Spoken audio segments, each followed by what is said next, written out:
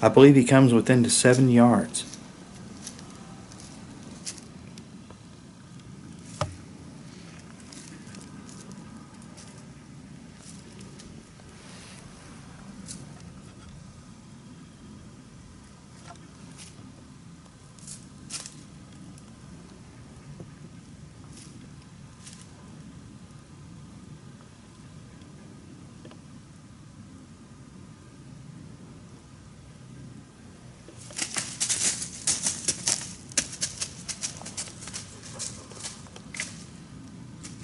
As you can see here, he gets spooked, and right off screen is the deer cart. He has just smelled my scent trail of where I have approached the tree and parked the deer cart.